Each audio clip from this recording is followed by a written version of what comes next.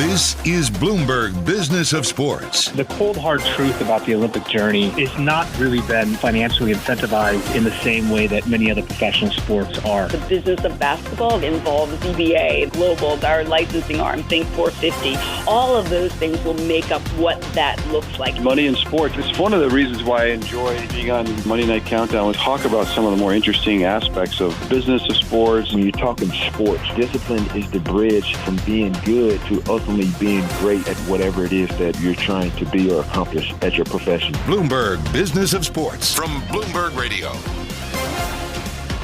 Welcome to the Bloomberg Business of Sports podcast, where we explore some of the big issues in the world of sports and talk to some of the biggest names in the industry. I'm Michael Barr. I'm Scarlet Fu. And I'm Mike Lynch. And you know this name, especially if you know hockey, Adam Graves, two-time Stanley Cup champion. Thank you so much for joining us on the Bloomberg Business of Sports. Well, thanks for having me. And as you know, this is the best time of year. Spring, the weather's changing, and there's not a cloud in the sky today. And you can't wait for the end of the day to watch playoff hockey, and certainly Ranger hockey. True that. But you know what? It's one thing to bring up. It's important to have a New York team, especially this year, in the playoffs, because some of the old staples, the Chicagos, the Detroits, the New York Islanders, the Devils, Philadelphia, all missed the playoffs, but the Rangers are there. Yeah, and as you know, especially in the tri-state area, the hockey's at its best when all three teams are, doing well, and certainly the Islanders have been outstanding. The Devils have some great young players, and I think that this next 10 years is going to be back like it was in the 90s, where all three teams were competitive and contenders, and it makes for great hockey. It makes for great rivalries, and I think the fans and the players benefit from it. So we're lucky in the tri-state area having three excellent organizations, and certainly being the Rangers and coming up on our 100th year anniversary in about 3-4 years, it's fun to be a part of the organization. And, of course, you're a big part of the organization. You are synonymous with the Rangers from the 94 Cup win. Adam, I'm a big Rangers fan, and obviously there's a lot of excitement around the team in the playoffs. I know there's a lot of community activities, the Rangers fan zone, that maybe you'll be making an appearance at? Without question. In fact, I was there a couple times last week, and I will tell you, people were looking at me as I was in the shooting booth and saying, wow, you've really lost it. But it's a lot of fun. They have a gaming zone, and we all know with EA Sports, and I have kids myself and my son. They have the 2022 version, and people love doing that. And they have backdrops for photo shoots with your favorite Rangers, DJs, meet and greets with alumni, face painting, tattoos.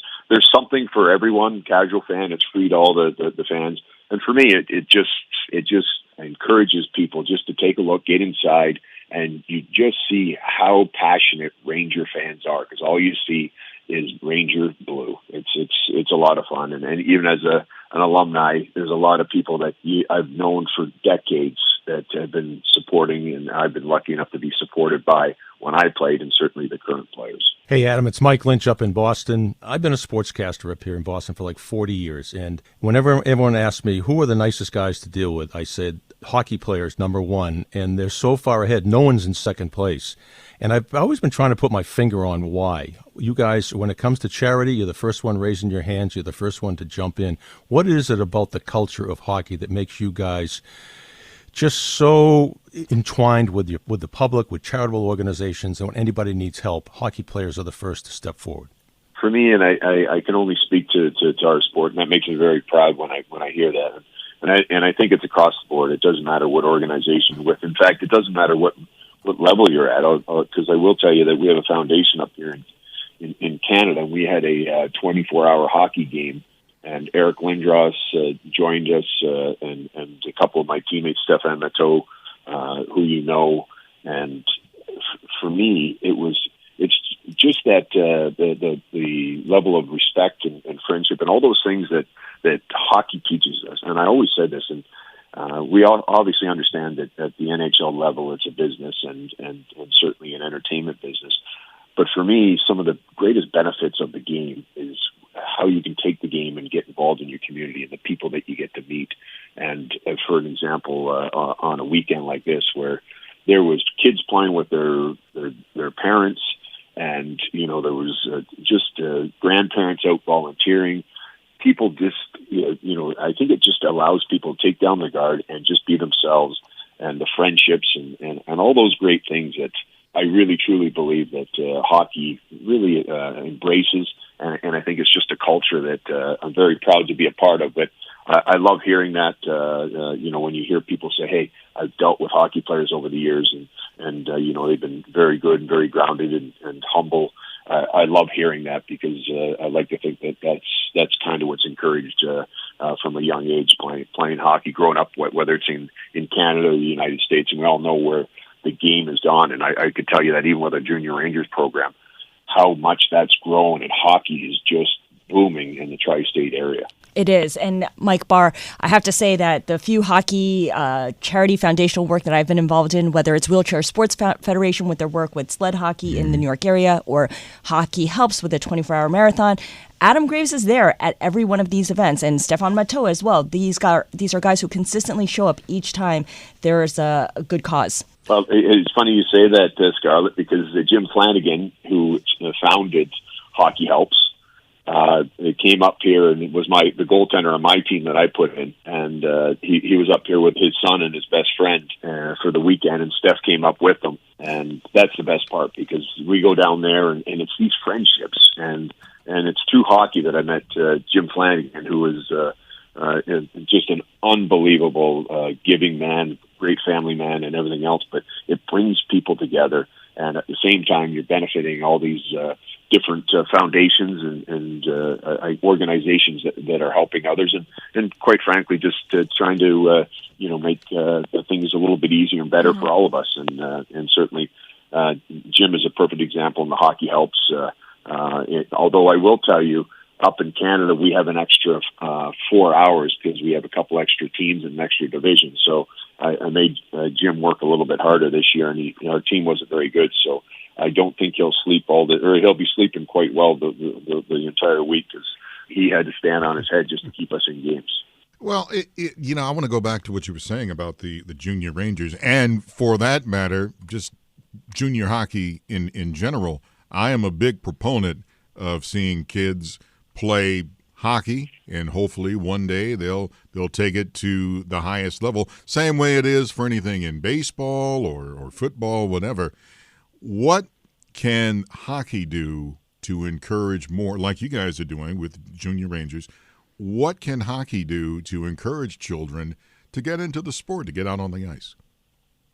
Well, again, it's access, and I think with our Junior Rangers program, whether it's try hockey for free or learn to play, it gives kids an opportunity at a really reduced rate to put equipment on. They get a whole set of equipment, and then 10 or 12 weeks, 1 hour a week, where they just learn the game. And for me, you see these kids where the first week, in confidence, and just take off, where they get on the ice, and it can be scary. I mean, you're on blades with a hockey stick, and it's not easy. And then you see them bend their knees, and you see them start to move, and then week 3, 4, and 5. And the best part about it is it becomes a family event, and something that even though mom and dad and maybe grandma and grandpa, they're not on the ice, you can see that they're part of it. They're involved, and you see the siblings are there, and for me, that is the special part of it. And then we have the junior, the leagues that go from after the learn to play. Now we have the rookie league where kids can go and play, and they have their first essential team, and they play every week. And then we have the Junior Rangers youth hockey camp. So in the summer they can come and spend a week, and those are some of my favorite memories as a kid, playing hockey. In fact, I played at hockey camps up in Canada with Steve Spott, who was the associate coach of Vegas. So these are friendships you're going to have your entire life. So our Junior Rangers hockey camps in the summer are terrific. We have alumni come out, and all of our Junior Rangers coaches, and again, it's bringing kids together and reinforcing all those things that are going to, I think, benefit them in life, and certainly in their careers and in their families, and all these things that hockey can teach us, and certainly at a junior Rangers level, and of course wearing blue shirt blue is always special. I'm a little partial to the black and gold up here, but hey, I'll tell you what, they had a good last couple of games. That's a heck of a series going on. It is, there. Yeah. 3 of the series now are tied, are all square at 2 apiece. I want a little bit of business discussion here. The big TV contract. I thought nobody had done more for the game than NBC over the last decade and a half. But this new contract. Every day, there's 4 games on between TBS, TNT, ESPN. It's absolutely fantastic. What do you think that's going to do for the game, league-wide, nationwide, internationally? Well, I think for me, and even the way they're capturing it, and I see when you see Bissonnette and Gretz and Tocchet, and then you see Mess and Chelios on there, and for me, they're just such good great ambassadors of the game, and I think they really, for me, it's a celebration of the game. And when you look at as you navigate through whether you're and for me, historically, hockey, it's been hard to translate that into onto the screen, and certainly I think that having those games, having that access, people just enjoy it, and I think that hockey is growing so much. You look at hockey in the U.S., even representatively, as far as the NHL is concerned. You look at the leading goal scorer in the league is from Arizona. Austin Matthews. So the game is just growing, and that's in the Sun Belt. And I think when Wayne Gretzky was traded to the LA Kings, that opened up California, which opened up Florida. And you look at the Florida Panthers and what kind of a season they had. They're number 1 in the league. So I really think that hockey is taking a huge step. And when you have a platform like that, it's incredible. In ESPN, obviously with ESPN, TNT, and you put your most marketable alumni, or not even alumni, but legends, is for people because they're good people. They're fun to listen to, fun to, and you can see that there's just such a camaraderie, whether you played together or you didn't play together. And when I started watching early this year and watching, Gretz and Biz and Anson Carter, and they had Barkley on there, I believe. I just thought this is outstanding. People are going to love this, and I think you're going to see that. Yeah, that chemistry goes a long way. Well, staying on the business of hockey, Adam, I want to get your thoughts on the Seattle Kraken, your view on their first season. They didn't make the playoffs in their inaugural season, but just reflect back for us. Is the NHL doing anything differently with this particular expansion? I wonder what you think it means for how that might motivate their plans for future expansion. Well, certainly when you see the excitement, Ron Francis is a really smart guy. I think that certainly when you had, and they approached it maybe a little bit differently, because Vegas, as you know, they made a lot of trades and came out. They went to the finals in their first year. They've been contender, and certainly if it wasn't for injuries, they probably would have been in one of the favorites going into the playoffs. But I think just because of the way things happened this year with injuries, I think it really maybe hurt them at different points in the season. Certainly Seattle, people love the game. I know I'd been there on several occasions to see their junior team because we had New York Ranger draft picks, and I know how passionate Seattle fans are. And I certainly think that with Ron Francis leading the draft and all the draft picks they have and everything else in the coaching, that you will see them improve, I think, in a quick manner. But at the same time, I think people are just so happy to have NHL hockey there that, yes, it always helps when you're winning, but even when you're not at the top of the division, you can go to a Seattle Kraken game and you're going to enjoy the game. You're going to enjoy your own players and you're going to enjoy the teams that come in. You're going to see all the stars. So yes, at the end of the day, we as a New York Rangers, we want to win the Stanley Cup. But at the same time, there's 82 games and you're not going to win all 82, but people are going to enjoy themselves watching those games regardless of the outcome. Unfortunately, there's the harsh reality about not just in hockey, but in any sport. People are going to lose their jobs. People are going to be let go. In fact, the Islanders, they just let go Barry Trotz from his head coaching duties. I bring it up because I'm trying to get sports fans to understand. You're talking about how a person put food on the table or a roof over their head. It's way more than just like, oh, so-and-so got fired, this, that, whatever. Can you take us through that? There is that harshness to it, and you want everybody to stand on their feet, but there is that harshness. Well, absolutely, and as a coach and as a player, it's no different than any other profession that changes are made. And I know that I was traded a couple times, so. And I know that I was cut trying to make teams, whether it was on the national level with Canada, the Olympic team, and those are hurdles that you have to overcome. And certainly when it comes to coaching, you see coaches that have won Stanley Cups that at different points are fired. But the thing that you have to remember is that it's human nature, and I think when your team is doing very, very well and things are all clicking, then you have great results. But there's also times when even as a player that maybe that message isn't being heard. Maybe the team's struggling, and sometimes a lot of that falls on the coach or as a player. And I know that my game dropped off at different points, and I was traded. But I also knew, as much as I didn't want to get traded, I knew that I wasn't one of those things where how can they trade me even as a Ranger? And I love being a Ranger for 10 years, but I also know that my game wasn't where it needed to be, and I gave them a reason to move me. And I'm sure coaches look at it the same way.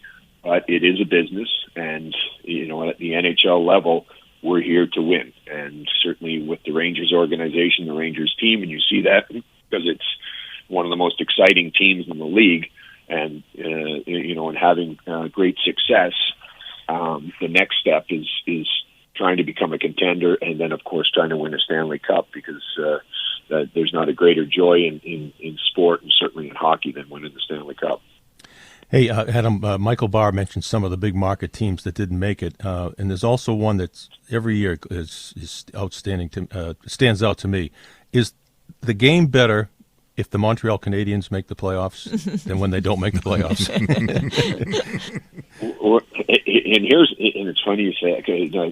I will tell you, them going to the Stanley Cup Finals and being up in Canada, just the legend of the Montreal Canadiens, and seeing their history and the way they celebrate it. And if you ever have a chance to go to Montreal, oh yeah, it's a special place to watch a hockey game. I remember playing there for the first time at the Forum, and I grew up in Toronto, so I was a Leaf fan, but certainly watched from afar. But to actually go into Montreal and play, it's just a special place to play. But they've obviously are in a rebuilding mode, led by Jeff Gorton, who I know and respect greatly from working together with him for many, many years. So what Montreal is a team that's so important and integral to the National Hockey League and the history, and certainly the way they operate is first class, and certainly they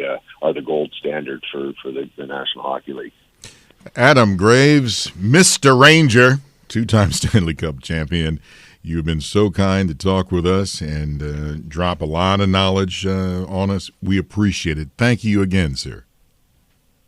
Always a pleasure, and I hope you guys enjoy whomever you are supporting. Scarlet, let's go Rangers. Yes, exactly. Let's go Rangers. Let's go that Bruins. last game, the second period was good, and then it all kind of went the wrong way. I'm rooting for the red and white. We're rooting for the Red Wings next year. Yes, I'm going to root for them. They're my team. I love them. Adam, thank you so much for making the time, as always. You're such a great ambassador for the sport.